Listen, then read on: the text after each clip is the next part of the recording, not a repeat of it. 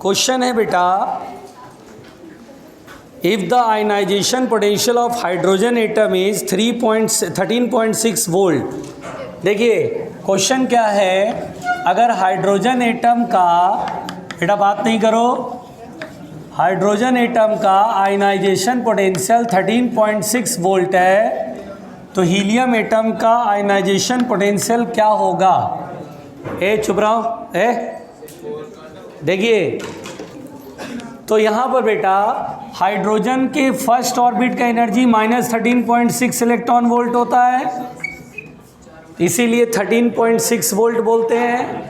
Helium के first orbit की energy, तो एनर्जी का फॉर्मूला होता है -13.6 इंटू Z² अपॉन हीलियम का एटॉमिक नंबर कितना है 2, तो 2 का स्क्वायर 4 अपॉन 1, 54.4, तो आयनाइजेशन पोटेंशियल होगा प्लस में 54.4 वोल्ट।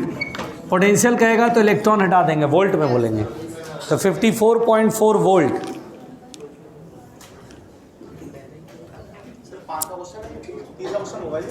सही तो है यार, सी सेकंड क्वेश्चन है, थर्ड।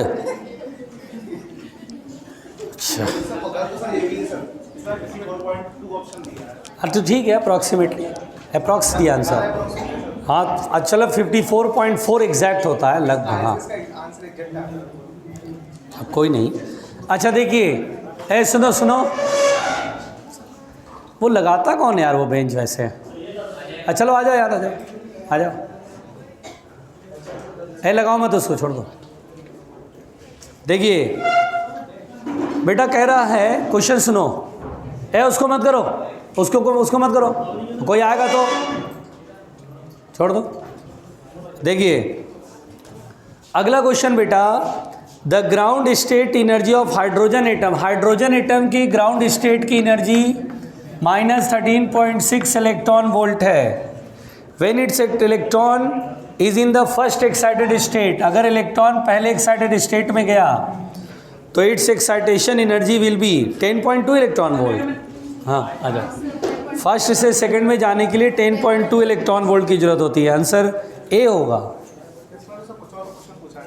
नहीं देखो ना, तुमने जो दिखाया मुझे क्वेश्चन वो देखो बेटा, बात नहीं प्लीज।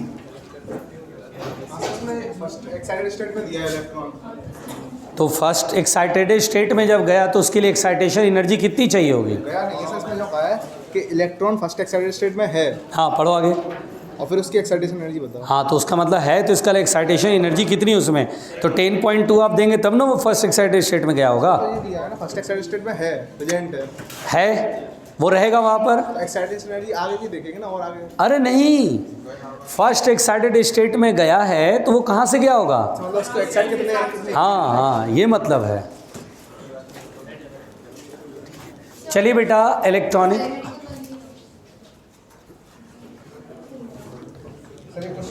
हाँ बैठ जाओ बैठ जाओ।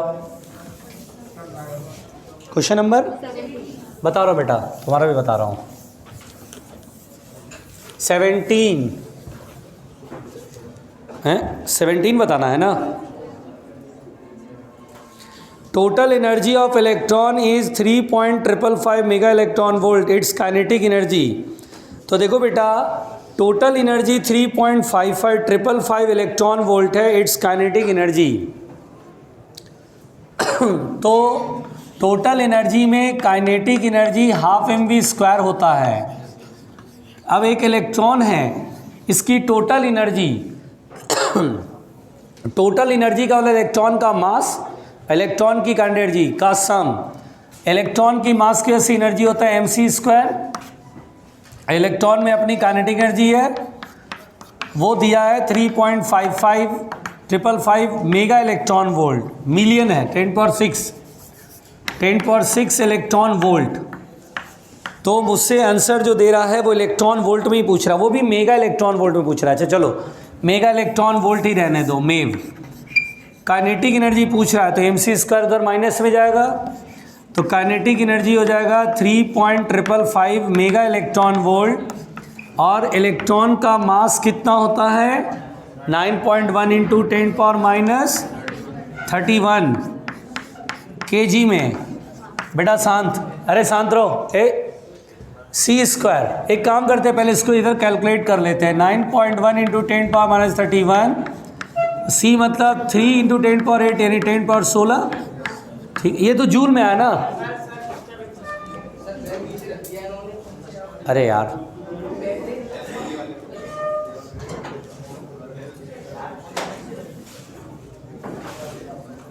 देखिए, तो देखिए एम सी स्क्वायर ये आ गया जूल में।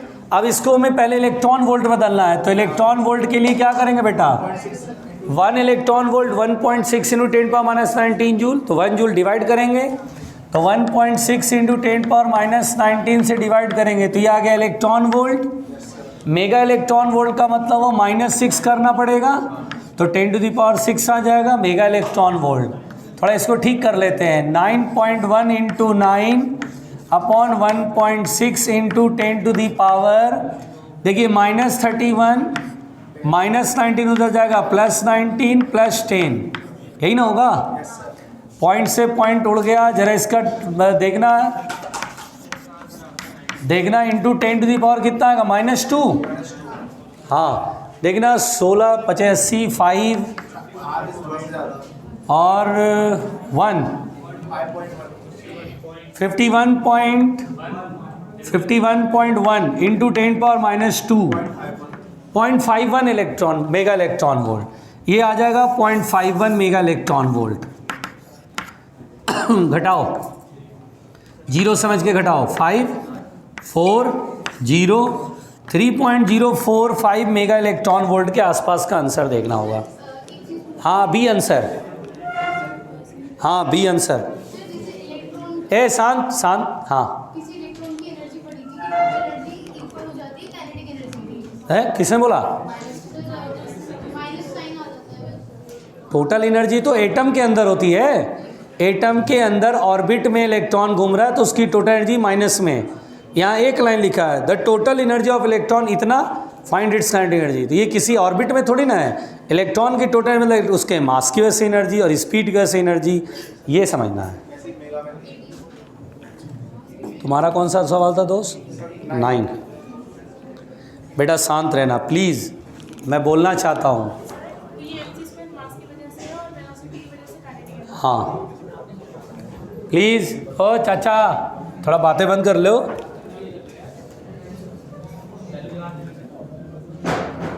मिटाओ।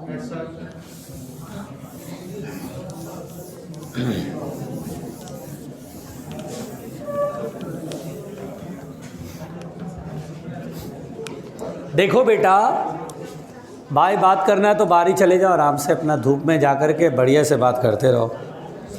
देखिए, for the given reaction the particle x is, देखिए 6C11 converts into B511 plus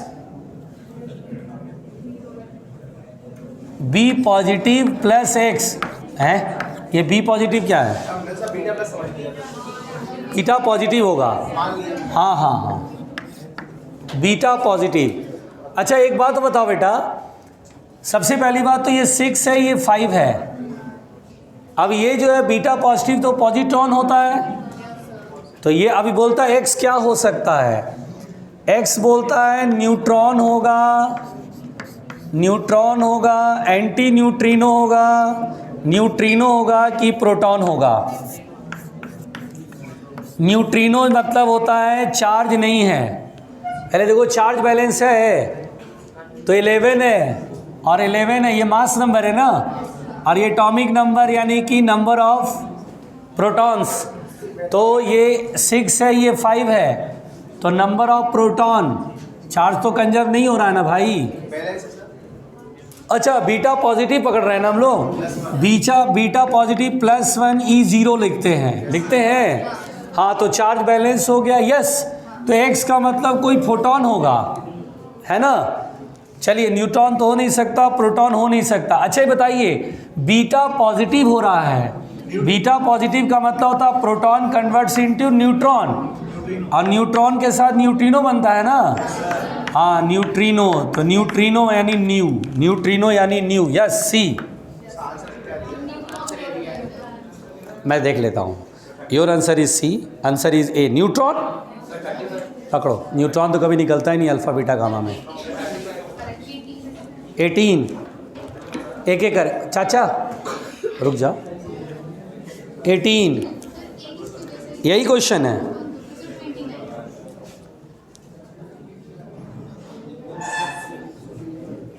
बेटा प्लीज, अच्छा बेटा ये क्वेश्चन जो दिया है,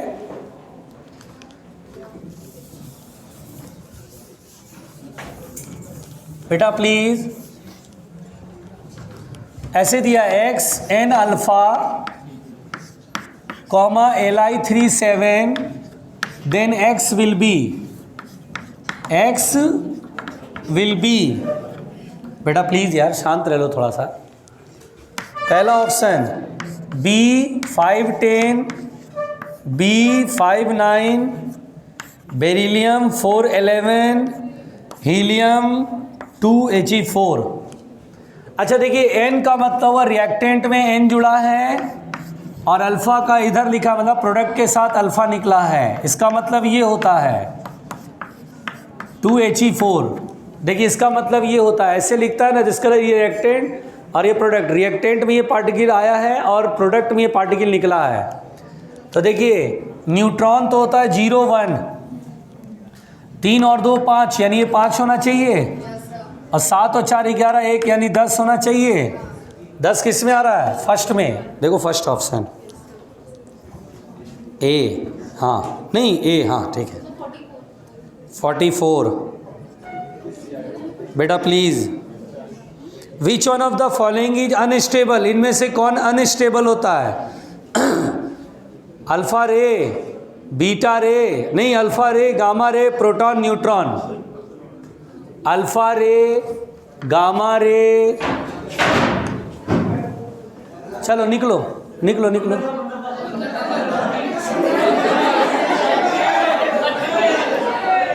मतलब बंदर आया, बेंच गिरा के चला गया। तो एक काम करो, फिर जाओ बाहर ढूंढो बंदर को, पीछे के 2 बेंच निकल लो, पीछे के 2 बेंच, पीछे वाले तुम लोग चारों निकलो, चलो पीछे वाले चारों निकलो, जाओ धूप खाओ। अरे जाओ धूप खाओ ना यार, बाहर धूप बढ़िया निकल रहा है, जाओ निकलो। पीछे के 2 बेंच बाहर धूप खाइए, चलिए। अरे जाओ ना, पढ़ाओ कि नहीं पढ़ाओ? जाओ धूप खाओ जाए, इतना बढ़िया धूप आया, तुम लोग कहाँ सर्दी में बैठा है क्लास के अंदर। चारों आप लोग जाइए, बढ़िया धूप निकला हुआ है, जाइए ना यार प्लीज़। अरे जा ही नहीं रहा भाई, नहीं जाओगे क्या? कोई बात नहीं, शांति से बैठ जाओ। देखिए देखिए, इनमें से कौन अनस्टेबल है? अनस्टेबल, और ये बोला प्रोटॉन और न्यूट्रॉन।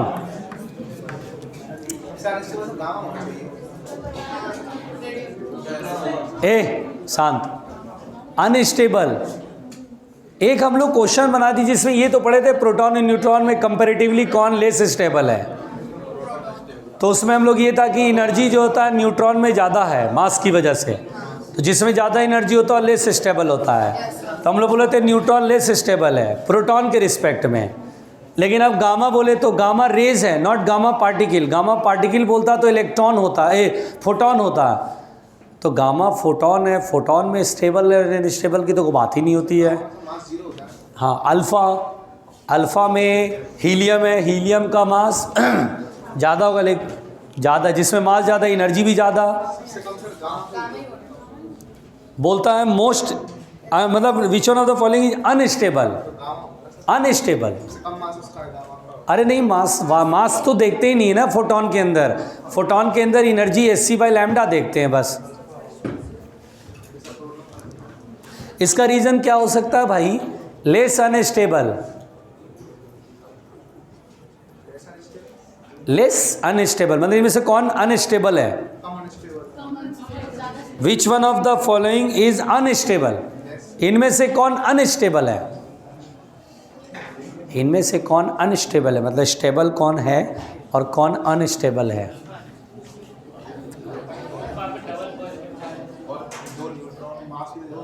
मास भी ज़्यादा है। अरे भाई 2 पॉजिटिव चार्ज तो प्रोटॉन ही हो गया ना, अलग से थोड़ी ना हुआ कि 2 पॉजिटिव और 2 प्रोटॉन अलग से है। क्यों? प्रोटॉन इसलिए होगा क्योंकि सर अगर दोनों फिर फैक्टर्स को कंपेयर करेंगे, हाँ। मास को भी देखेंगे और चार्ज को भी देखेंगे। ऐसा भी होता है क्या केमिस्ट्री के अंदर? नहीं सर, चार्ज सर वो होता है। नहीं नहीं, यहाँ स्टेबल में अनस्टेबल में हम लोग केवल mc² देखते हैं, एनर्जी। अच्छा E/m रेशियो में देखते हैं क्या? एक मिनट, केमिस्ट्री में स्टेबल अनस्टेबल किसी पार्टिकल का कैसे चेक करते हैं ये बताओ? Charge by mass. एक मिनट, कैसे चेक करते हैं भाई? नहीं करते सर ऐसा।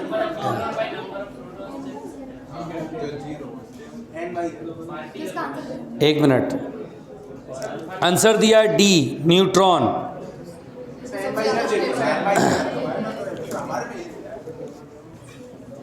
डी, तुम्हारे में अल्फा दिया है, इसमें तो डी है आंसर। दिखाना जरा। विच ऑफ द बेल बुद्धि 28 कह रहे हो ना, 30 के आगे तो तुम लोग का होता नहीं है खेल। पॉजिटिव दिया है इसमें चार्ज। अरे कुछ अलग है, अरे बैल है यार।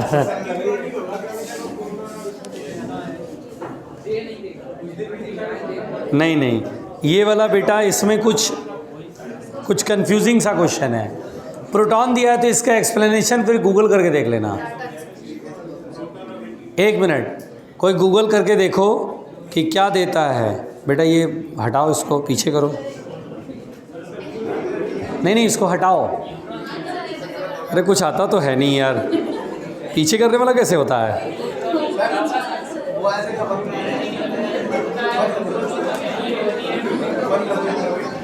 कैसे होता है? हटाओ जरा, बैक करना जरा। ओ हो। अच्छा जिसका, एक मिनट। अच्छा तुम लोग अपने रुक जाओ जरा। Which of the following is unstable? थोड़ा शांत रह लोगे? हाँ, अल्फा रे ना, अल्फा रे कॉमा बीटा रे, नहीं गामा था ना, गामा GAMA में देखें। अब सर्च तो कर ही लेगा, चल रहा इंटरनेट।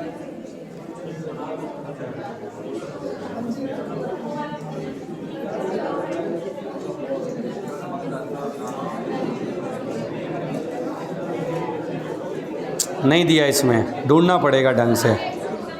चलो मिले तो बताना, लो जरा मिले तो बताना। इसके पीछे क्या क्लॉज है? ऐसे में अंधेरे में तीर नहीं मार सकता बेटा। अब जरा पढ़ा दे, सिलेबस कंप्लीट कराना है। परसों तुम लोग की भीगी पलके दिखाओ यार। अल्फा लिखा है, अच्छा जरा पढ़ता हूँ। ये बोला है when an unstable nucleus more neutron than proton, a neutron changes it. कहाँ लिखा बे?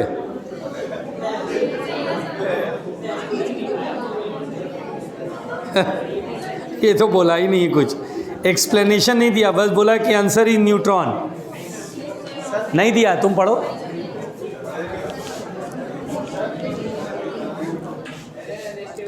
विच one of the following is unstable? ये बोलते हैं alpha ray. Alpha ray is the subatomic particles and their associated energy that are released during the decomposition of unstable nuclei are referred to as radiation। तो बोलता है कि भाई ये हाँ बेटा, इसमें ना उसने पता नहीं कौन सी वेबसाइट देखा, उसमें लिखा है न्यूट्रॉन है। ये बोलता है कमबख्त अल्फा है, लिखा न्यूट्रॉन है ना, न्यूट्रॉन लिखा है ना। इसका वेबसाइट बोलता है न्यूट्रॉन है, तुम्हारा वेबसाइट बोलता है अल्फा है। 2-4 और वेबसाइट देखेंगे तो बोलेगा गामा है। एक काम करते, एक थोड़ा सा आज बैठ के गूगल कर लेना घर पे, अभी टाइम क्यों खराब करें। मुझे इसका सटीक रीज़न नहीं पता है, इसलिए मैं अंधेरे में तीर मार करके आपको मैं गलत सलत नहीं बताना चाहता। मुझे नहीं पता इसका रीज़न, क्योंकि ये किस आधार पे सोच रहे हैं, मुझे इसमें वो बेस नहीं समझ में आ रहा है कि हम किस आधार पे अनस्टेबल बोलें। अगर प्रोटॉन और न्यूट्रॉन की बात होती तो इन दोनों में न्यूट्रॉन अनस्टेबल दिखता है कंपैरेटिवली। इसमें अल्फ़ा रे और गामा रेज भी आ रहा है। कुछ वेबसाइट बोलते हैं अल्फ़ा रे अनस्टेबल है, कुछ वेबसाइट बोलते हैं न्यूट्रॉन अनस्टेबल है। अब हम इन पचड़ों में नहीं पढ़ना चाहते जब तक हमारे पास सटीक कारण न मिल जाए। ढूंढ के बता देना मुझे भी कल कि सर इसका रीज़न ये अच्छा रहेगा, मैं भी देखूंगा। आपने न्यूट्रॉन प्रोटॉन में ज़्यादा स्टेबल न्यूट्रॉन बताया था, नहीं न्यूट्रॉन बताया था। नहीं, न्यूट्रॉन ईजिली कन्वर्ट हो सकता प्रोटॉन में, हाँ, लेकिन प्रोटॉन अपने आप न्यूट्रॉन में नहीं कन्वर्ट होगा। प्रोटॉन कंपैरेटिवली ज़्यादा स्टेबल है, क्योंकि जो चीज़ को स्टिमुलेट करना पड़ रहा है, एनर्जी चाहिए, तब वो रिएक्शन इनिशिएट कर रहा है। न्यूट्रॉन अपने आप इनिशिएट कर दे रहा है रिएक्शन। सर एक क्वेश्चन और है, उससे पूछ रहा है कि न्यूक्लियर फ्यूजन में कितना मास एनर्जी में कन्वर्ट होता है। तो वो सिर्फ कैसे निकालेंगे? 200 मेगा इलेक्ट्रॉन वोल्ट बराबर mc² कर लो, ख़त्म बात। नहीं आया समझ में? बताया था पर फ्यूजन 200 मेगा इलेक्ट्रॉन वोल्ट है, उसको mc² कर लो, आ जाएगा।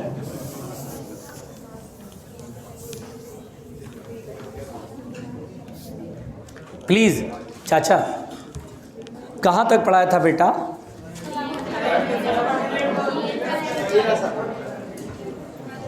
आओ ओके, लिखिएगा बेटा forward biasing of PN junction. Headline दीजिए, forward biasing of PN junction.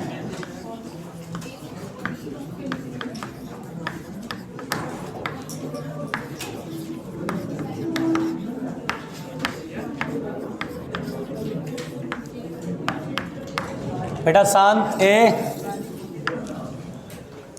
देखिए forward biasing of PN junction. तो देखिए बेटा, और शांत रहना थोड़ा। Forward biasing of PN junction में क्या करते हैं हम लोग कि जब पीएन जंक्शन, मैंने आपको लास्ट टाइम पीएन जंक्शन समझा दिया था, हम लोग जब पी टाइप और एन टाइप को कांटेक्ट में लाते हैं तो at the junction we get a depletion layer, जिसमें कि इलेक्ट्रिक फील्ड एन से पी की तरफ होता है ना, ऐसे। अब बेटा मैं इधर की तरफ पी की तरफ, बायसिंग का मतलब होता है कि आपने कोई वोल्टेज जोड़ना है, कोई सेल कनेक्ट करना है। पी की तरफ पॉजिटिव टर्मिनल और एन की तरफ नेगेटिव टर्मिनल जब जुड़ता है तो this is called the forward biasing. देखिए ये फॉरवर्ड बायसिंग है। जब हम फॉरवर्ड बायसिंग करते बेटा तो इसकी वजह से एक फील्ड इधर की तरफ एस्टैब्लिश होता है फ्रॉम पी टू एन। ऐसा करने से क्या होता है कि ये diffusion of majority charge carriers को बढ़ा देता है। देखिए ध्यान से, यहाँ पर होल जो पॉजिटिव चार्ज पार्टिकल है उसको पुश करेगा कि भाई तू चल, इलेक्ट्रॉन को इधर पुश करेगा कि तू भी चल। तो जिसकी वजह से क्या होता है, ये जो है कि diffusion of majority charge carrier increases. हम बोलते हैं कि diffusion of majority charge carrier increases. आराम से सुनना बेटा, diffusion of majority charge carrier जो है, मेजॉरिटी चार्ज कैरियर जो है वो इंक्रीज होता है। चार्ज कैरियर्स इंक्रीजेज, आराम से सुनना, इंक्रीजेज। अब यहाँ पर जिसकी वजह से बेटा देखिए मेरी बात ध्यान से सुनिएगा, याद करिए मैंने करंट बताया था डिफ्यूज़न करंट, जो कि diffusion of majority charge carrier की वजह से होता है, वो बढ़ जाएगा क्योंकि अब मेजॉरिटी चार्ज कैरियर ज़्यादा डिफ्यूज़ करेंगे तो करंट बढ़ जाएगा। और इधर से जो करंट चल रहा था वो लगभग स्टॉप हो जाएगा, क्योंकि इधर का होल जो पॉजिटिव इधर आएगा वो फील्ड धकेल देगा उधर की तरफ। तो हम लोग बोलते हैं बेटा फॉरवर्ड बायसिंग में हमें करंट मिलता है ऐसे पी से एन की तरफ, and that current is called the forward current. और इस करंट की जो ऑर्डर होती है बेटा वो मिली एम्पियर में होती है। अच्छी खासी करंट होती है, क्यों? क्योंकि इसमें मेजॉरिटी होती है, वो पुश किए जाते हैं इधर की तरफ। ध्यान दीजिएगा, जैसे जैसे हम वोल्टेज बढ़ाएंगे, देखिए ये जो करंट मिलेगा बेटा, अगर मान लीजिए वोल्टेज बहुत छोटा है, बहुत छोटा है, तब तो बहुत हल्का हल्का करंट थोड़ा सा मिलता है। जैसे जैसे वोल्टेज बढ़ाएंगे फील्ड का स्ट्रेंथ बढ़ता जाएगा, इलेक्ट्रिक फील्ड और मजबूत होने लगेगा, वो धकेलने लगेगा और ज़्यादा। तो वोल्टेज अब अगर आप जब तक छोटा रखें तब तक तो करंट छोटा छोटा फ्लो करता है, लेकिन वोल्टेज बढ़ाते ही ये फील्ड और स्ट्रांग होता है, फोर्स और बड़ा बड़ा लगता है और उसके बाद करंट बहुत तेज़ हो जाता है। यहाँ पर बेटा अगर हम यहाँ पर एक कैरेक्टरिस्टिक्स कर्व खींचें, कैरेक्टरिस्टिक्स कर्व को देख सुन के घबराइएगा नहीं। कैरेक्टरिस्टिक्स कर्व दरअसल आईवी ग्राफ को कहते हैं, यानी करंट और वोल्टेज के ग्राफ को बोलते हैं, आईवी ग्राफ को बोलते हैं कैरेक्टरिस्टिक्स कर्व। बस इतना ही है, घबराना नहीं है। इसमें क्या होता है बेटा कि एक्स एक्सिस पे अप्लाइड वोल्टेज और वाई एक्सिस पे जो करंट फ्लो रहा है वो, जाहिर सी बात है ये फॉरवर्ड करंट है। फॉरवर्ड करंट मैंने लास्ट टाइम बताया था पी से एन की तरफ होता है, जिसे हम डिफ्यूजन करंट भी कहते हैं। ये मिली एम्पियर के ऑर्डर का होता है। अब सुनिएगा ध्यान से, जब हम वोल्टेज जीरो रखते हैं बेटा, यानी कोई बायसिंग ही नहीं कर रहे हैं, बैटरी ही नहीं जोड़ रहे हैं, तो जितना करंट इधर उतना ही करंट इधर, यानी पीएन जंक्शन से कोई करंट वरेंट नहीं फ्लो करता है, तो current is zero. When you apply very small voltage, बहुत छोटा वोल्टेज अप्लाई किया तो वोल्टेज बढ़ाओगे करंट हल्का हल्का बढ़ेगा। क्यों? क्योंकि बेटा डिप्लीशन लेयर का जो फील्ड इधर पुश कर रहा है, ये बहुत छोटा है और ये कंपैरेटिवली बड़ा है। तो अभी 2-4 पास हो रहे थे, 2-3 और साथ में पास हो जाएंगे इसकी वजह से, है ना। तो ऑलमोस्ट जरा सा वोल्टेज बढ़ाओगे तो करंट हल्का सा बढ़ेगा। ऐसा तब तक रहेगा जब तक कि पोटेंशियल बैरियर नहीं होगा। पोटेंशियल बैरियर तक देखिए करंट हल्का हल्का बढ़ेगा, और जैसे ही आप पोटेंशियल बैरियर से बढ़े, पोटेंशियल बैरियर का मतलब होता है ये वाला जो वोल्टेज है, ये 0.7 वोल्ट मैंने सिलिकॉन के केस में बताया था, जर्मेनियम के केस में 0.3 वोल्ट। अगर आपने यहाँ 0.5 किया है तो अभी इसकी चलेगी, ये स्ट्रॉन्ग है, अभी भी हल्का हल्का डिफ्यूजन होता रहेगा, हल्का बढ़ जाएगा लेकिन ज़्यादा नहीं होगा। लेकिन जैसे ही अप्लाइड वोल्टेज इसके पोटेंशियल बैरियर से ज़्यादा अप्लाई किया, फिर तो इसका कंट्रोल छूट जाता है, ये रिपेयर अपोज करना लगभग नेग्लेक्ट हो जाता है, और फिर तो ग्राफ एकदम बड़ी तेज़ी से ऐसे करके बढ़ता है। मतलब आप वोल्टेज अब 0.7 के बाद 0.8 के एकदम अच्छा खासा करंट जाएगा। क्यों? क्योंकि अब इसका कम हो गया ताकत और इसकी ताकत बढ़ गई, एकदम बढ़िया से डिफ्यूजन शुरू होगा। तो एक बढ़िया सा ग्राफ मिलेगा, एकदम स्ट्रेट लाइन, मतलब जरा सा वोल्टेज चेंज करोगे करंट अच्छा खासा बढ़ेगा। अगर हम देखें ध्यान से, बहुत आराम से सुनना बेटा, this is called potential barrier. इसको हम बोलते हैं बेटा, इस ग्राफ में ये नी जैसा है इसलिए इसको बोलते हैं नी voltage, which is the potential barrier, nothing. Knee voltage बोलते हैं, जिसे हम पोटेंशियल बैरियर ही कहेंगे, जो कि 0.7 वोल्ट होगा सिलिकॉन के लिए और 0.3 वोल्ट होगा जर्मेनियम के लिए। बोलो क्लियर? तो ये देखिए, अगर आप ध्यान से देखें तो आईवी जो ग्राफ है वो स्ट्रेट लाइन नहीं है। ओम्स लॉ में जो कंडक्टर ओम्स लॉ ओबे करता है उसमें ये ग्राफ इस तरह का स्ट्रेट लाइन होता है, ओम्स लॉ ओबे करने वाला। देखिए ओम्स लॉ ओबे नहीं कर रहा है, ये देखिए ये ऐसे करके टेढ़ा हो जा रहा है। तो हम बोलते हैं कि पीएन जंक्शन एक नॉन ओमिक डिवाइस है या नॉन लीनियर डिवाइस है जिसमें ओम्स लॉ ओबे नहीं हो रहा है। But when the applied voltage is greater then the potential barrier, यानी नी वोल्टेज से जब बड़ा वोल्टेज आप अप्लाई करते हो तो इसके इधर अगर छोड़ दे तो ये वाला लगभग स्ट्रेट लाइन जैसा है। So it obeys Ohm's law approximately. कब? After the knee voltage. Knee voltage के जैसे बड़ा वोल्टेज करते हैं तो यह पीएन जंक्शन एक कंडक्टर की तरह बिहेव करता है। हम बोलते हैं कि बिहेव लाइक अ कंडक्टर। कब? When the applied voltage is greater then the knee voltage. बोलो क्लियर? यहां पर बेटा हम लोग यहां पर क्या करते हैं, इस पीएन जंक्शन का फॉरवर्ड बायसिंग में रेजिस्टेंस बताया गया है, जिसे हम बोलते हैं फॉरवर्ड रेजिस्टेंस। हम जिसे बोलते हैं बेटा फॉरवर्ड रेजिस्टेंस बोलते हैं, फॉरवर्ड रेजिस्टेंस बोलते हैं। ध्यान से सुनना, फॉरवर्ड रेजिस्टेंस बोलते हैं। देखिए क्योंकि ये ओम्स लॉ तो एग्जैक्टली कर नहीं रहा है ओबे, तो इसलिए बेटा यहाँ पे फॉरवर्ड रेजिस्टेंस यानी रेजिस्टेंस कैसे बताते हैं, तो रेजिस्टेंस हम बताते हैं जिसे हम बोलते हैं डायनामिक रेजिस्टेंस। यानी जैसे अगर मैं ओम्स लॉ में किसी कंडक्टर का रेजिस्टेंस बोलता था तो R बराबर आप लिखते थे V/I, जिसे हम बोलते हैं static resistance. Every time resistance यही होगा V/I। यहाँ पर बेटा किसी पीएन जंक्शन का जो फॉरवर्ड रेजिस्टेंस है वो हम फाइंड करते हैं डायनामिक रेजिस्टेंस जिसे कहते हैं। डायनामिक का मतलब हम लोग change in voltage upon change in current से सॉल्व करते हैं। हम क्या करते हैं V/I नहीं देखते हैं, हम बोलते हैं यार वोल्टेज आपने मान लो 0.1 वोल्ट बढ़ाया तो करंट कितना बढ़ा, अच्छा इतना बढ़ गया, तो 0.1 वोल्टेज का चेंज अपॉन करंट में चेंज, तो चेंज अपॉन चेंज कहते हैं, इसलिए इसे बोलते हैं डायनामिक रेजिस्टेंस, और फॉरवर्ड बायसिंग में निकाल रहे हैं इसलिए बोलते हैं फॉरवर्ड रेजिस्टेंस। तो यहाँ पर बेटा this is the forward resistance, और हम देख पा रहे हैं अगर आप ठीक से देखो तो नी वोल्टेज के बाद ज़रा सा वोल्टेज बढ़ाते करंट बड़ी तेज़ी से बढ़ता है, यानी ये हल्का सा बढ़ाओगे ये बहुत ज़्यादा बढ़ जाता है, इसलिए रेजिस्टेंस बिकम्स लो। यानी हम लोग बोलते हैं कि फॉरवर्ड बायसिंग में ये जो रेजिस्टेंस होता है वो काफ़ी कम होता है। ठीक है, मेरी बात समझ में आ रही है? तो फॉरवर्ड बायसिंग में रेजिस्टेंस इज वेरी लो। अगर आपसे कभी क्वेश्चन बोलता है if PN junction is ideal, अगर आइडियल बोलता है तो आइडियल जैसी कोई चीज़ हम बना नहीं सकते हैं, लेकिन अगर आइडियल है तो एक वर्चुअल कंसेप्ट है, केवल इमेजिनरी थॉट है। In case of ideal PN junction the forward resistance is zero, यानी पीएन जंक्शन नॉर्मली जो होता है उसका फॉरवर्ड बायसिंग में करोगे तो रेजिस्टेंस काफ़ी कम होगा, यानी करंट के रास्ते में रुकावट बहुत कम करेगा ये पीएन जंक्शन, है ना। जरा सा वोल्टेज तो बस वोल्टेज नी वोल्टेज से ऊपर ही रखना है, नी वोल्टेज से कम रखोगे तो करंट उतना नहीं बढ़ता है ना।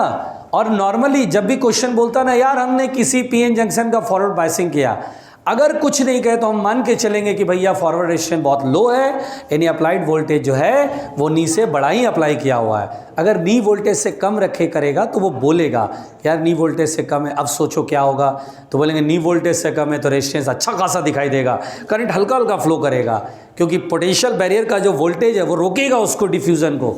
अरे मेरी बात समझ में आ रही है? पहुँचो। हाँ, फॉरवर्ड बायसिंग बोलेगा तो हम मान के चलेंगे नी वोल्टेज से ज़्यादा अप्लाई किया हुआ है, कम रहेगा तो बोल देगा स्पेशली। बायसिंग का मतलब होता है पोटेंशियल डिफरेंस क्रिएट करना, दिस इज कॉल्ड बायसिंग, बायस कर देना, एक तरफ पॉजिटिव एक तरफ नेगेटिव कर देना। ओहो, परसों भीगी पलकें हैं, ठीक है, परसों भीगी परसों अलविदा हो जाएंगे। अच्छा, अलविदा नहीं होंगे, दोबारा कब मिलेंगे? अच्छा, कैप्सूल कोर्स में दोबारा प्रकट हो रहे हैं, अरे क्या बात है। अब कल से 12th बैच वो उधर नहीं आएगा कॉम्पिटिटिव बैच में, वो मना कर दिया, मैनेजमेंट ने कहा नहीं, नो। कुछ उदंडी की वजह से अब वो ठीक नहीं है। जिनको भी स्पेशली अगर ज्वाइन करना होगा तो ललितेश सर से जाके मिलना पड़ेगा, तुम्हें परमिशन लेना पड़ेगा, पेरेंट्स से शायद बात करवानी होगी, जो भी प्रोसेस है वो कर लेना तो ज्वाइन कर सकते हैं।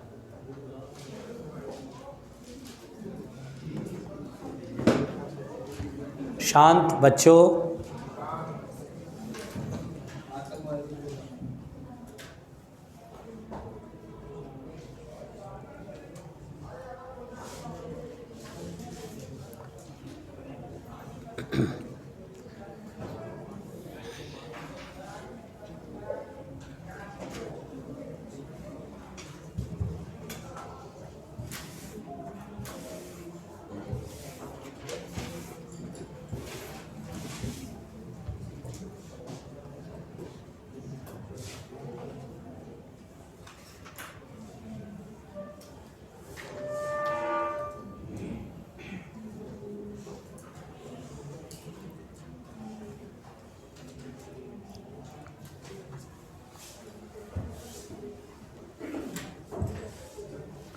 थोड़ा जल्दी।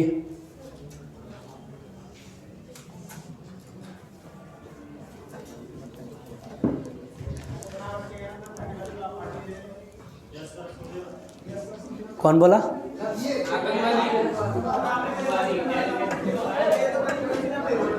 नाम तो अब तुम्हारा ही आ रहा है। अब बेटा तुम अगर बोला ना तो तुमको यकीन मानो तुम बॉर्डर के बाहर उधर चले जाओगे। हाँ, मैं पार्टी तो दे रहा हूँ, लेकिन मैं दे रहा हूँ कैलिफोर्निया में पार्टी, कैलिफोर्निया में, और जिसमें कि 31 दिसंबर को आपको 8 बजे दिल्ली एयरपोर्ट पे पहुंचना है। हमारे चार्टर फ्लाइट है, उसमें हम बैठे रहेंगे और कैलिफोर्निया वहाँ से चलेंगे हम लोग। तुम रहने दो, तुम आतंकवादी हो, तुम्हारे लिए जगह ये नहीं है। तुम सही जगह पे नहीं हो बेटा। ए चुप। और पहुंचेंगे दिल्ली एयरपोर्ट पे, सब लोग मिलेंगे 8 बजे रात को, वहीं से चार्टर प्लेन उड़ेगा मेरा।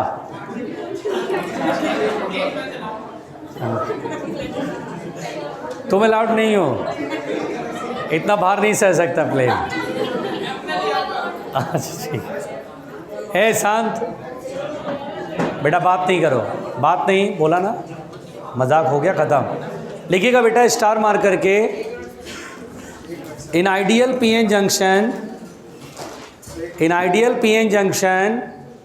RF इक्वल टू 0, यानी बेटा आइडियल पीएन जंक्शन का फॉरवर्ड रेजिस्टेंस 0 होता है।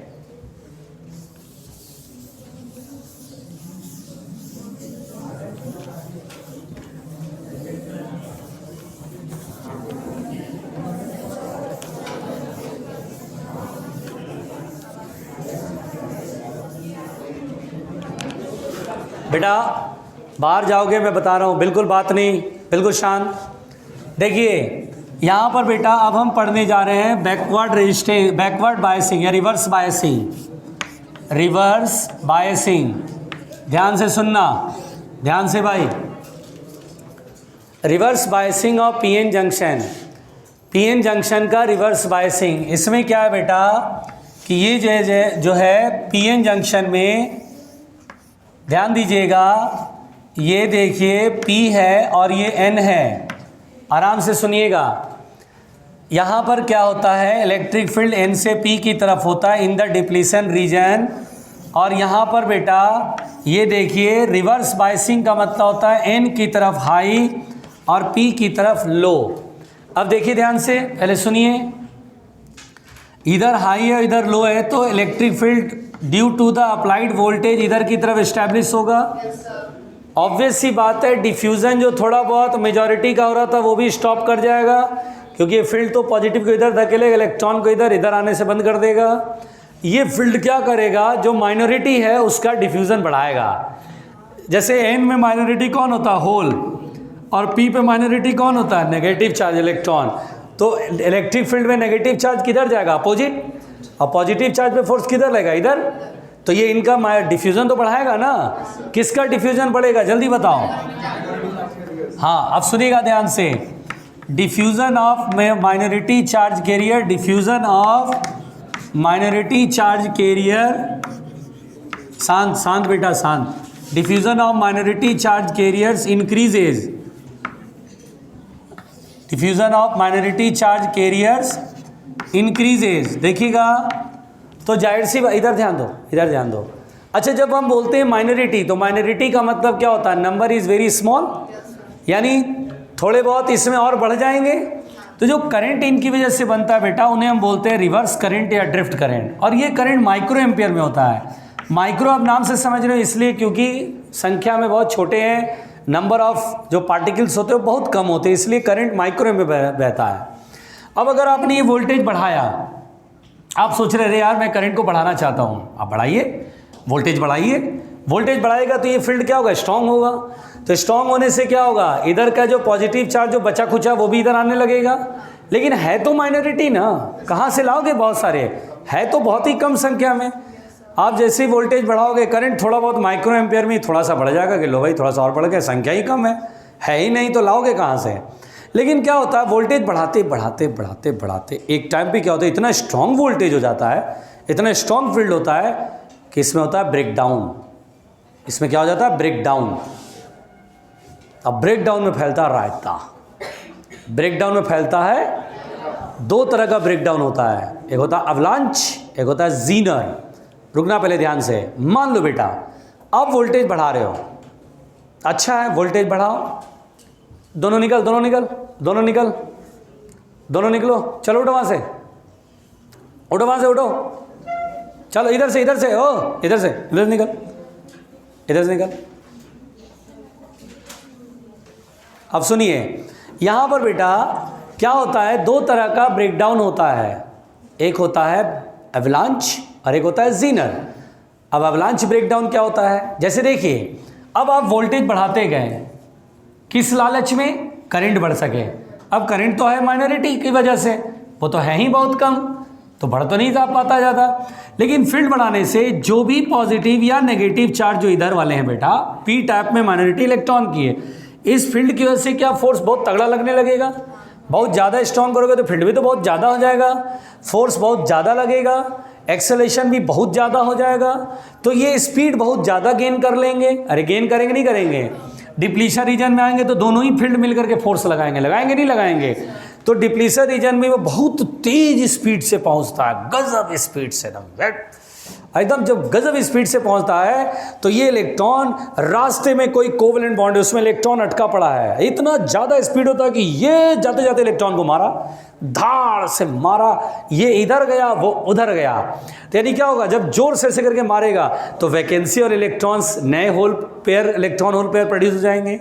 तो क्या होता है, बहुत ज़्यादा वोल्टेज होने से जो पार्टिकल्स होते हैं, माइनॉरिटी पार्टिकल्स, वो इतना ज़्यादा स्पीड गेन कर लेते हैं कि वो डिप्लीशन रीजन में आने के बाद कोवेलेंट बॉन्ड को तोड़ फोड़ शुरू कर देते हैं। और ये कोवेलेंट बॉन्ड तोड़ेंगे तो इलेक्ट्रॉन तेजी से आ रहा है, बिल्कुल इस इलेक्ट्रॉन से टकराएगा और फटाक से उड़ा देगा उसको, तो वहाँ होल इलेक्ट्रॉन होल पेयर। और ऐसा एक इलेक्ट्रॉन नहीं, सभी इलेक्ट्रॉन करेंगे। इससे क्या होगा, हम देखते हैं डिप्लीशन लेयर में अचानक से बहुत सारे इलेक्ट्रॉन होल पेयर एकदम अभी 10-12 दिखते थे जो आने जाना शुरू करते थे, अचानक से 1 लाख दिखा था। अरे भाई साहब, 1 लाख इलेक्ट्रॉन होल पेयर कहाँ से आ गए भाई? और वो जब इलेक्ट्रॉन होल पेयर है और ये फील्ड भी है, अब बहुत सारे होल और इलेक्ट्रॉन प्रोड्यूस हो गए, तुरंत से सारे इलेक्ट्रॉन इधर की तरफ धार से बिल्कुल पुश, क्योंकि ये फील्ड है ना, एकदम जैसी जनरेट वो फटाफट उठा के फेंकना शुरू करता है, होल को इधर उठा के फेंकना शुरू करता है। मेरी बात समझ में आ रही है? जैसे होल इधर आता है, इलेक्ट्रॉन इधर, तो यही जो करंट होता है वो माइक्रो से मिली में पहुंच जाता है, माइक्रो से मिली में पहुंच जाता है। इसको बोलते हैं कि यार अवलांच ब्रेकडाउन हुआ।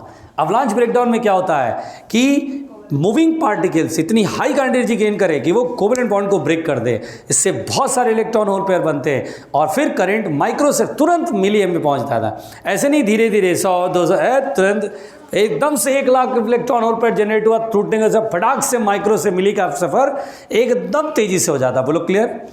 फिर देखो बेटा, एक होता है जीनर ब्रेकडाउन। जीनर ब्रेकडाउन में क्या होता है, अवलांच ब्रेकडाउन में तो टूटता है, कैसे? पार्टिकल आके तोड़ता है। जीनर ब्रेकडाउन में क्या होता है कि इम्प्योरिटी आप ज़्यादा मिला दो, इम्प्योरिटी आप ज़्यादा मिला दो, इम्प्योरिटी थोड़ा सा ज़्यादा अमाउंट में मिला रहता है। तो जैसे मान लो पी टाइप में तुमने बनाया है एल्यूमिनियम, एल्यूमिनियम मिलाओगे तभी तो पी टाइप बनता है। अब एल्यूमिनियम तुमने जितना लिमिट था उससे तुमने थोड़ा ज़्यादा मिला दिया, इधर तुम्हें मिलाना चाहिए था कि भाई आर्सेनिक मिलाना है एन टाइप के लिए, सिलिकॉन में आर्सेनिक मिलाया, एन टाइप बन गया, तुमने लिमिट से ज़्यादा बड़ा कर दिया। तो तुम्हारे को जो यहाँ पर मिलेंगे डिप्लीशन लेयर में, वो इम्प्योरिटी वाले आइटम थोड़े से ज़्यादा मिलेंगे। नहीं आया? जैसे लिमिट में मिलाते हो तो 2 ही ऐसे होंगे जो सिलिकॉन और आर्सेनिक, या 2 ही आइटम होंगे जो सिलिकॉन और एल्यूमिनियम में बॉन्ड मिलेंगे। सिलिकॉन वाले बॉन्ड आपस वाले ज़्यादा मिलेंगे। बोलो क्लियर? लेकिन जब इम्प्योरिटी ज़्यादा मिला देते हो तो डिप्लीशन रीजन में जो इम्प्योरिटी वाले आइटम के बॉन्ड है वो ज़्यादा मिलने लगेंगे। अब वो सिलिकॉन का जो कोवेलेंट बॉन्ड होता है वो मजबूत होता है, लेकिन सिलिकॉन एल्यूमिनियम का जो कोवेलेंट बॉन्ड होगा उतना स्ट्रांग नहीं होगा। सिलिकॉन आर्सेनिक का जो कोवेलेंट बॉन्ड होगा उतना स्ट्रांग नहीं होगा। तो क्या होता है, उसके इलेक्ट्रॉन ना बहुत ज़्यादा टाइटली होल्ड नहीं रहते हैं। जैसे ही तुम वोल्टेज बढ़ाओगे तो इलेक्ट्रॉन तेज़ी से आ रहा है वो तोड़ेगा, उससे पहले ही ये कोवेलेंट बॉन्ड फट फट फट फट टूटने लगते हैं। कौन वाले? जो टाइटली होल्ड नहीं है, लूजली होल्ड है, इम्प्योरिटी वाले के साथ अटैच है, वो फटाफट टूटने लगते हैं। मतलब अपने आप टूट गए, कोई तोड़ नहीं रहा है, वो अपने आप टूट गए। और जब अपने आप टूट गए तो बहुत सारे इलेक्ट्रॉन होल पेयर बन जाते हैं और उससे पता चलता करंट तुरंत माइक्रो से मिली में पहुंच गया। नहीं आया समझ में? तो क्या होता बेटा, बेसिक सी बात यह है, अगर आपने इम्प्योरिटी को कम मिलाया तो हमें वहाँ पर ब्रेकडाउन मिलेगा अवलांच, और अगर इम्प्योरिटी ज़्यादा मिला दिया तो जीनर। अवलांच तो बाद में मिलेगा, पहले ही जीनर मिलेगा, पहले टूट के सब अलग हो जाएगा। नहीं आया समझ में? इसीलिए यहाँ पर बेटा बहुत ध्यान से सुनिएगा, ब्रेकडाउन जो होता है वो 2 तरह का होता है। ब्रेकडाउन जो होता है वो 2 तरह का होता है। ब्रेकडाउन कितने तरह का होता है बेटा? 2 तरह का। कौन कौन सा बोला? अवलांच और जीनर। रुकिए, पहले रुकिए, सुनिए ध्यान से। अवलांच ब्रेकडाउन और जीनर ब्रेकडाउन। पहले मैं आपसे एक सवाल पूछता हूँ, बताओ जीनर ब्रेकडाउन कब होता है? जल्दी बताओ। जब इम्प्योरिटी आप ज़्यादा मिलाओगे। और अवलांच? पहले यहाँ तक लिखो, लिखो यहाँ तक पहुँचो। सीधा ब्रेक डाउन का फॉरवर्ड बायस में भी होता है। ना, नहीं होगा। इतना बड़ा वोल्टेज थोड़ी ना होता है कि कोवेलेंट बॉन्ड टूट जाएगा। बता रहा हूँ बेटा, लिखवाऊंगा अभी।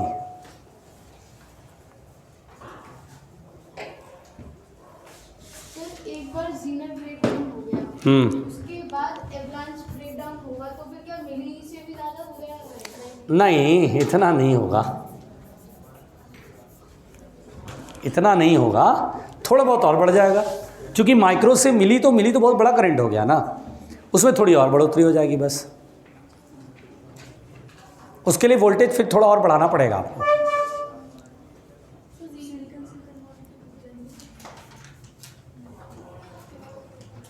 क्या हुआ?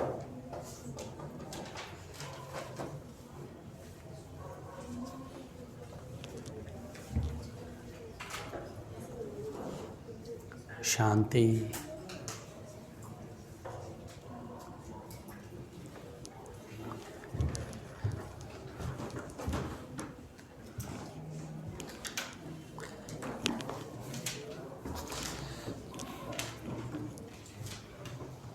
लिख पड़े।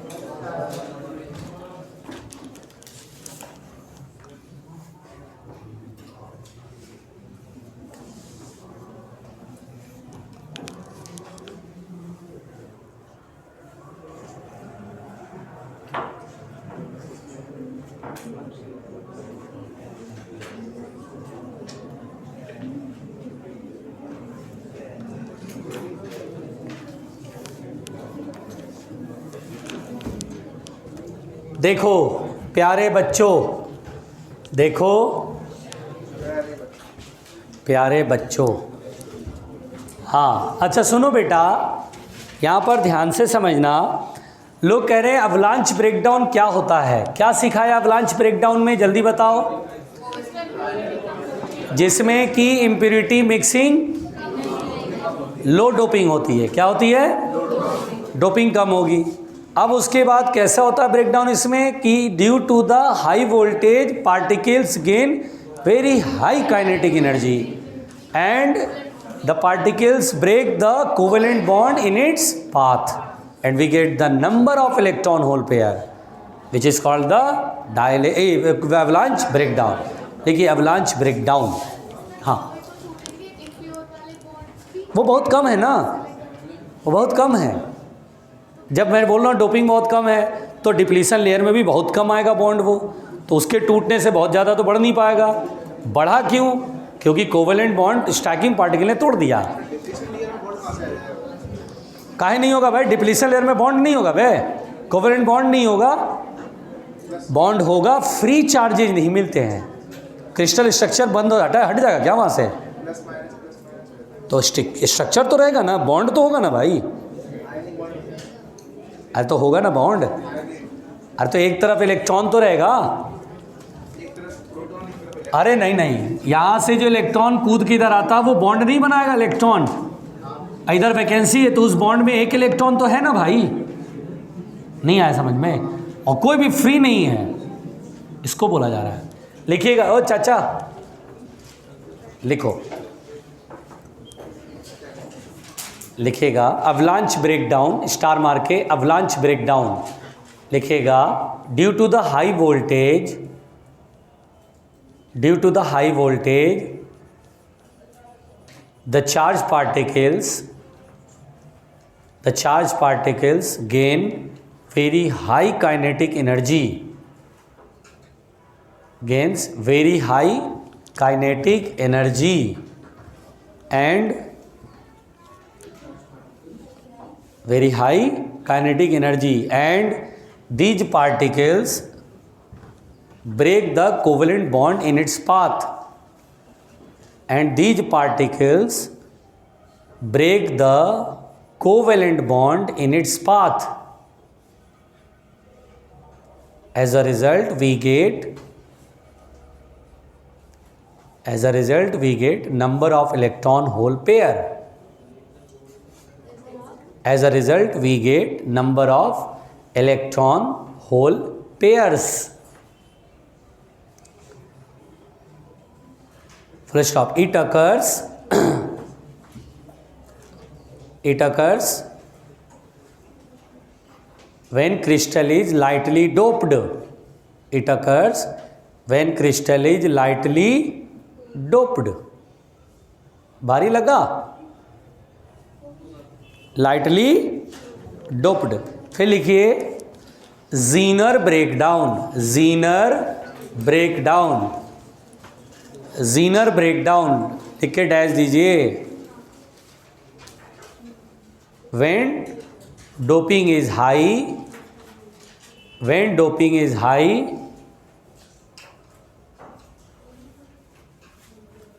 then due to the strong voltage,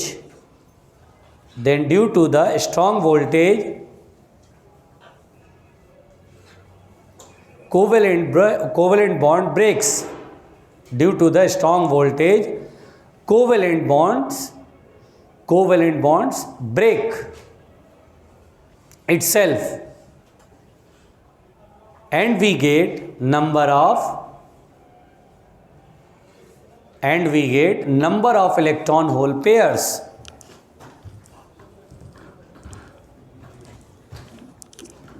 ठीक है. अब यहां पर बेटा मेरी बात ध्यान से सुनिए.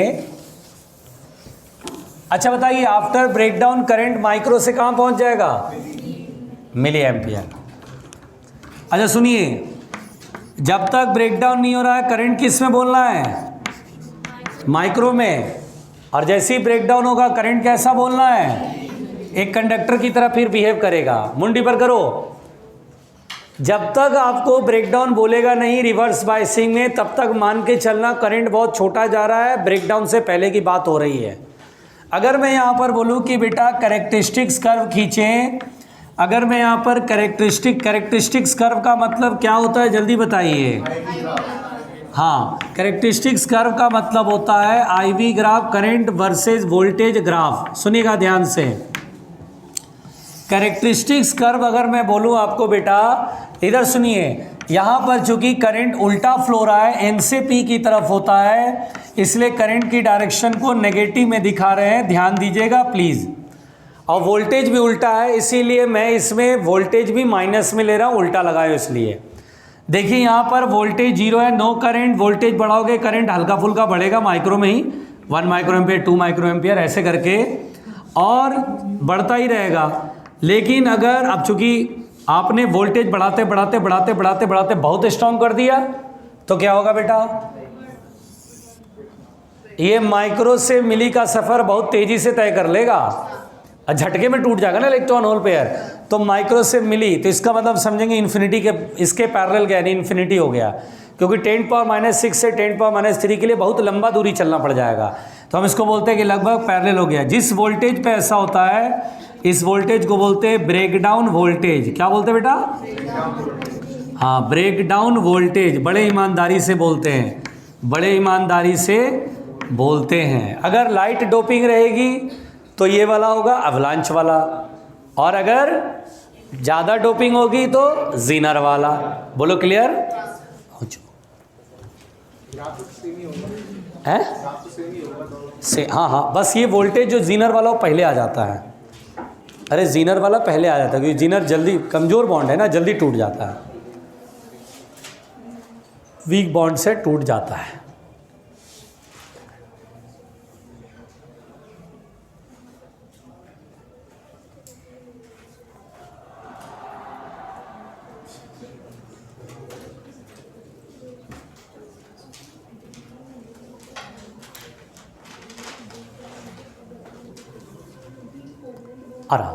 आराम से.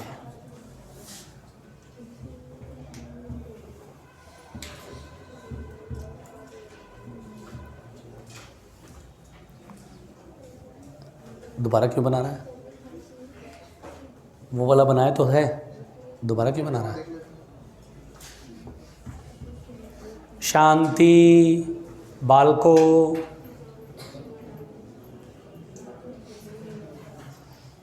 हो गया बेटा?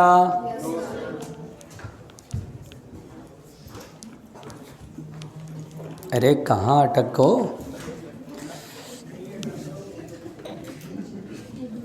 हाँ भाई देखो, अच्छा बताओ ये ओम्स लॉ भी कर रहा है कि नहीं कर रहा है? कर रहा है, नहीं कर रहा है? तो इसका मतलब अगेन ये नॉन ओमिक डिवाइस है, मतलब फॉरवर्ड बायसिंग में भी नॉन ओमिक बिहेवियर और रिवर्स बायसिंग में भी नॉन, कुल मिलाकर ये पीएन जंक्शन कम बगैर 1 मिनट नॉन ओमिक डिवाइस होता मुंडी ऊपर। अच्छा बेटा यहाँ पर ना एक टर्म डिफाइन किया गया, बैकवर्ड रेजिस्टेंस या रिवर्स रेजिस्टेंस। अच्छा बताओ ये रेजिस्टेंस स्टैटिक या डायनामिक? डायनामिक क्यों बोलेंगे? क्योंकि ओम्स लॉ ऑबे नहीं कर रहा है। अच्छा डायनामिक का मतलब होता है change upon change, change in voltage upon change in current find करते हैं। अच्छा बैकवर्ड रेजिस्टेंस को आरबी से लिख दे रहे हैं, delta we upon delta I. 1 minute सुनो बेटा, अगर आपसे कभी बोले यार रिवर्स बायसिंग में रेजिस्टेंस, कुछ नहीं बोले तो समझना ब्रेकडाउन हुआ ही नहीं है, कुछ नहीं बोले तो ब्रेकडाउन हुआ ही नहीं है। मतलब हम लोग जानते हो कभी भी रेजिस्टेंस की बात करते हैं ना तो बैकवर्ड में ये वाला पोर्शन देखते हैं और फॉरवर्ड में ये वाला पोर्शन देखते हैं। नहीं आ रहा समझ में? बोले फॉरवर्ड तो इसका मतलब इधर की बात करेंगे ही नहीं, हम मान के चलेंगे कि फॉरवर्ड बायसिंग में वोल्टेज नी से बड़ा है तो बोलेंगे यार कम होता है। और इधर देखो ना यार डेल्टा वी बहुत सारा बढ़ाया तो हल्का सा करंट हल्का सा बढ़ा, यानी डेल्टा वी अपॉन डेल्टा आई में डेल्टा आई बहुत कम है और वो भी माइक्रो में ही है। ऊपर जाएगा तो 10.6 यानी रेजिस्टेंस बिकम वेरी हाई। इसीलिए बोलते हैं कि backward resistance is very high. तभी तो ऐसा फील होता है कि यार जब मैं इधर से करंट भेज रहा था तो मिली एम्पियर में जा रहा था, रेजिस्टेंस कम लग रहा है, इधर से भेज रहे तो माइक्रो में जा रहा है, अबे कम का रेजिस्टेंस बढ़ गया है। तो इसको बोलते हैं कि RB is very high, backward resistance very high. और आइडियल के केस में इनफाइनाइटली लार्ज।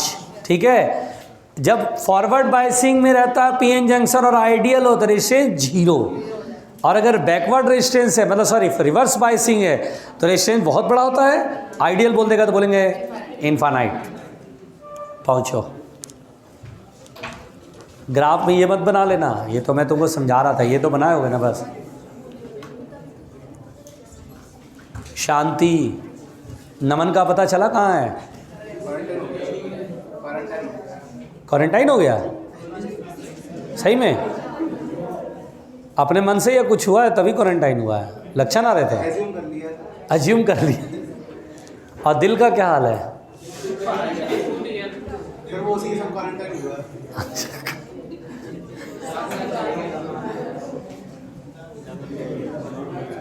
तुम बेटा सबको क्वारंटाइन कर रहे हो ना, अब तुमको सब मिल के क्वारंटाइन करेगा। हो गया बच्चों? अच्छा महसूस करते हो? वो तो मुझे मालूम है कि तुम लोग क्या अच्छा महसूस करोगे, तुम लोग का तो बैल आधा ध्यान तो कहीं और रहता है ना। यहाँ पर बैठने वाले करीब 10-12 स्टूडेंट ही है जिनको लगता है कि हाँ मुझे अपने करियर में कुछ करना है, बाकी लोग तो कहीं और ही रहते हैं, किसी और ही दुनिया में खोए रहते हैं। ठीक है, और शकल बताता है यार,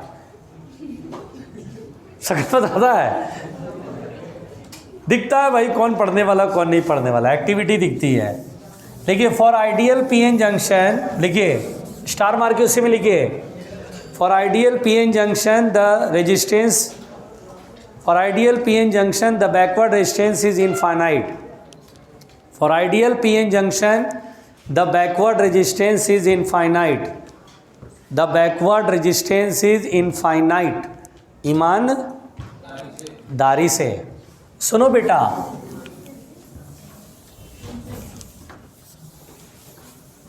अब सुनो मेरी बात, सुनो इधर सुनो, यहाँ सुनो। अब नोट में करके पहली बात सुनो, फर्स्ट पॉइंट, जरूरी बात है सुनना। देखो अगर आप पीएन जंक्शन का फॉरवर्ड बायसिंग करते हैं, जैसे ही फॉरवर्ड बायसिंग करते हैं बेटा तो डिप्लीशन लेयर की थिकनेस पर क्या असर पड़ेगा? तो हम बोलेंगे फॉरवर्ड बायसिंग में डिप्लीशन लेयर थिन हो जाता है, पतला हो जाता है, अतिक्रमण बढ़ जाता है बेचारा नो फ्री चार्ज जोन का, नो फ्री चार्ज जोन का अतिक्रमण बढ़ जाता है, दोनों तरफ से पुश करते हैं। अच्छा सोचो ना, ये बीच में नो फ्री चार्ज जोन है, फॉरवर्ड बायसिंग में इधर समझना P, इधर समझना N। अब इधर की तरफ पी की तरफ हाई, एन की तरफ लो, इलेक्ट्रिक फील्ड ऐसे पुश करेगा तो पॉजिटिव इधर पुश होएगा, नेगेटिव इधर पुश होएगा, सभी पे फोर्स लगेगा ना। पार तो वो होगा जो थोड़ा सा उसको चाहिए था और थोड़ा सा करंट एनर्जी। अब जो बिल्कुल इधर वाला है वो उसको इधर से इधर आने में भी थोड़ा टाइम लगेगा, थोड़ा फोर्स चाहिए, थोड़ा स्पेस चाहिए।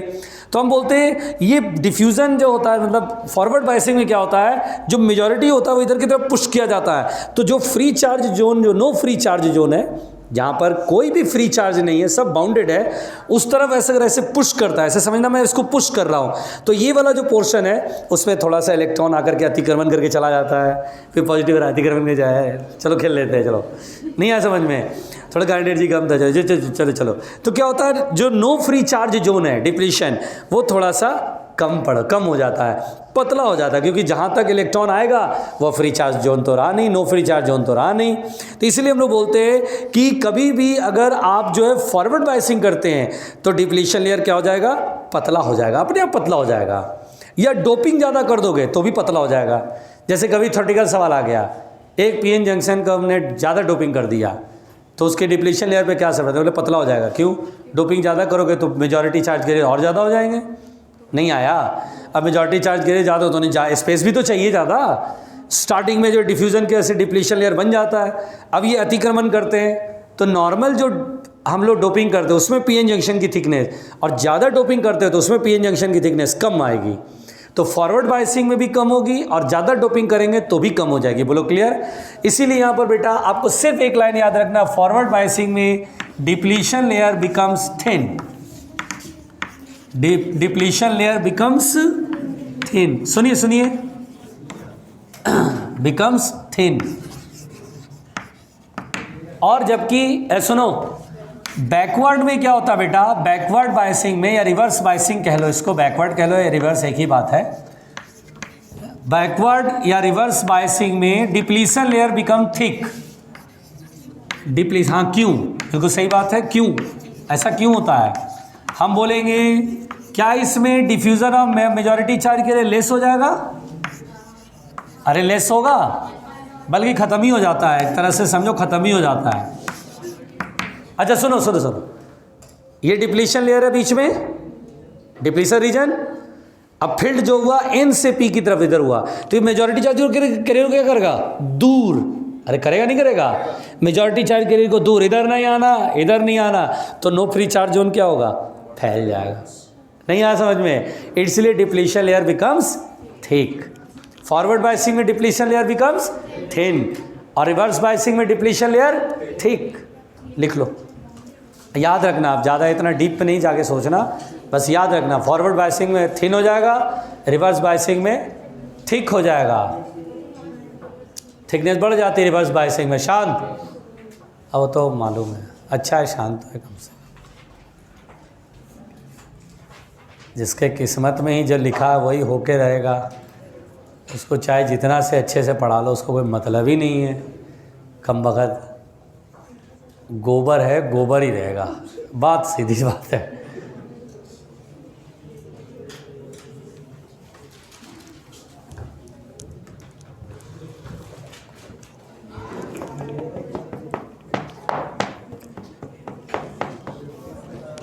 मिटा दे बच्चों। देखिए बेटा, शांत शांत, शांत रे, चाचा बाहर जाओगे? दूसरी बात, अच्छा बेटा, शांत भाई, देखिए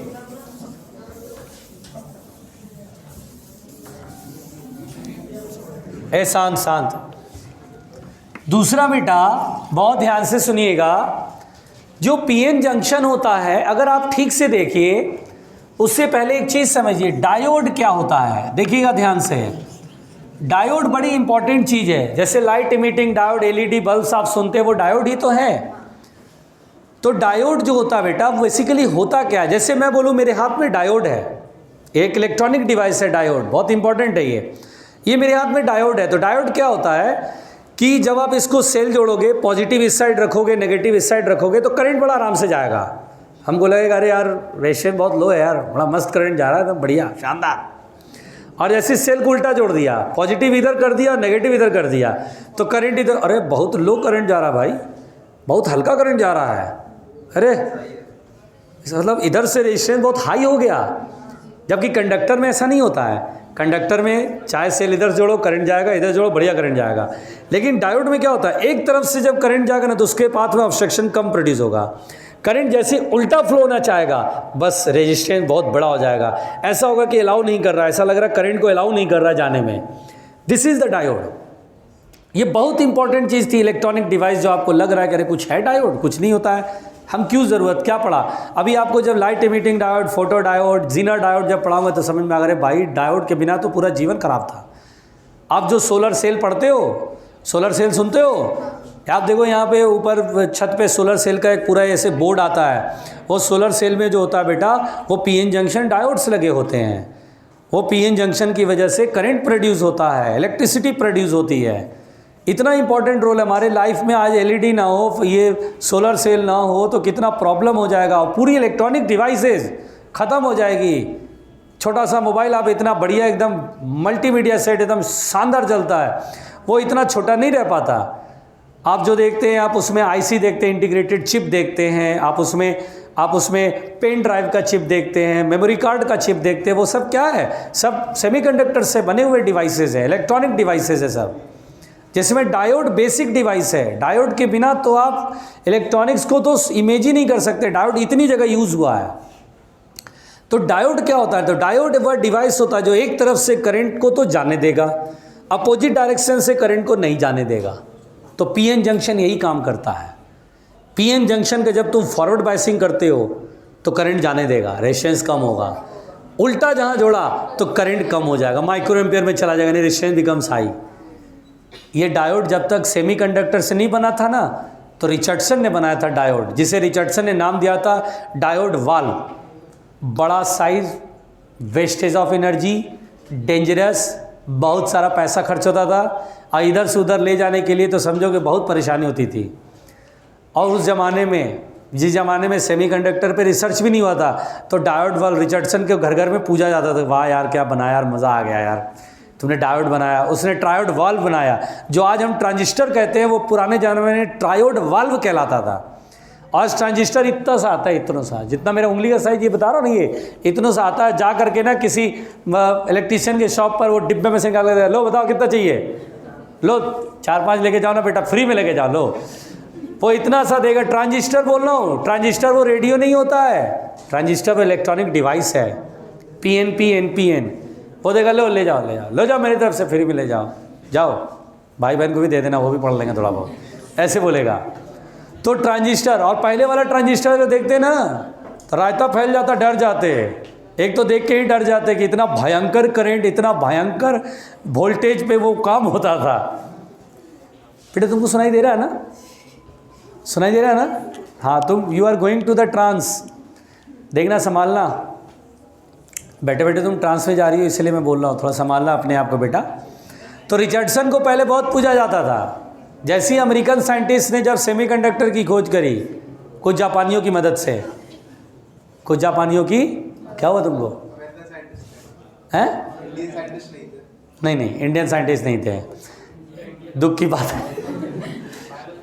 इसमें जापानी और अमेरिकी साइंटिस्ट मिल करके उन्होंने एक कंबाइंड एफर्ट लगाया और फिर सेमीकंडक्टर पे बहुत सारा काम हुआ और पीएन जंक्शन डायोड फिर बना लिया गया। बोलो क्लियर हो गया?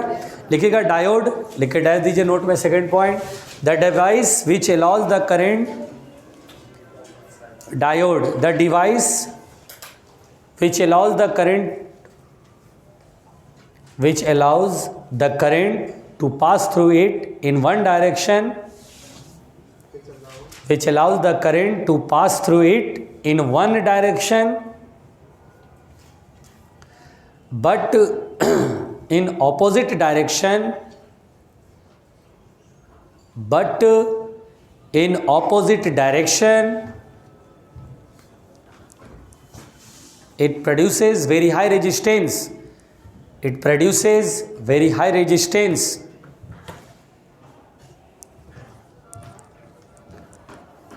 Is said to be diode. Diode समझ में आ गया बेटा? क्या पीएन जंक्शन डायोड की तरह बिहेव करता है? तो लाइन चेंज करके लिखिएगा, PN junction behaves like a diode. PN junction behaves like a diode. PN junction कैसा काम करता है? डायोड की तरह काम करता है। करता कि नहीं करता है? Forward resistance very low, backward resistance backward resistance very high, forward resistance very condition applied. कब होगा very high? When applied voltage is greater than knee voltage, तो वोल्टेज रेजिस्टेंस काफ़ी लो होगा। और कब होगा very high? When breakdown does not अगर।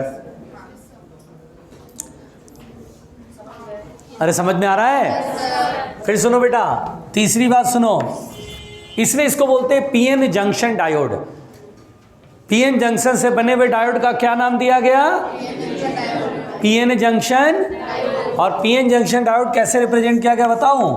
It is represented as मुंडी ऊपर रख के। इट इज रिप्रेजेंटेड एज, हाँ, मुंडी ऊपर रख के। देखो देखो देखो, पीएन जंक्शन डायोड ऐसे दिखाते हैं, ये ऐसे। रुको बेटा, ये सर्कल देना इंपॉर्टेंट नहीं है, मेन क्या है, उन लोगों ने सर्कल भी होना चाहिए भाई साहब। ये पीएन जंक्शन है, देखो ये पी है और ये एन है, देखो। अच्छा, एरो ऐसे दिखाई दे रहा है, यानी करंट को अलाउ करेगा इधर की तरफ। ये लाइन ऐसे दिखाई दे रहा है, यानी करंट के रास्ते में दीवार खड़ा हो गया, जाने नहीं देता है। बोलो क्लियर? तो this is P type, this is an type. नहीं आया समझ में? एक 4 डायग्राम बना रहा हूं मैं, जो 4 डायग्राम में पहचानना कौन फॉरवर्ड बायस है कौन रिवर्स बायस, पहचानना तो जरा।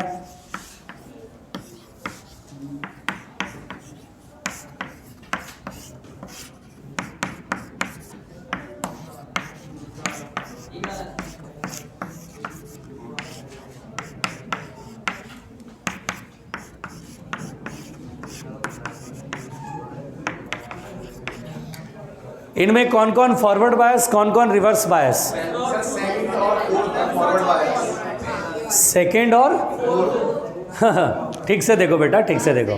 सिक्स से देखा है सर, और सर जल्दी बोलिए ना सर। पहला बताओ, फॉरवर्ड या रिवर्स? रिवर्स।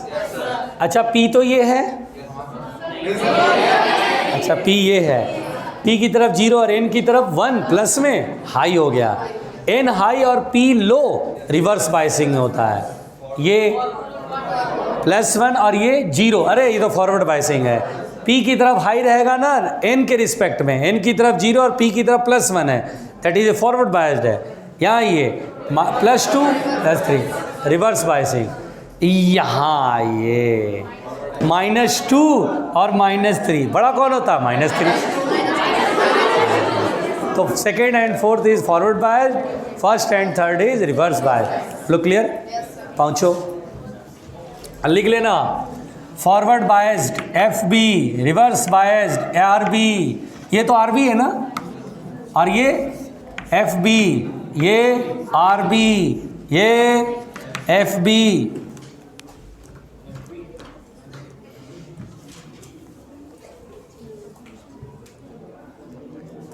टाइम वाइम देखना बेटा, हो गया। कल डिवाइसेस कंप्लीट कर दूंगा, कल डिवाइसेस कंप्लीट कर दूंगा। टाइप ऑफ डायोड, और उसके बाद ट्रांजिस्टर, फिर आपका गेट, परसों बेटा कंप्लीट हो जाएगा। Okay, thank you, bye.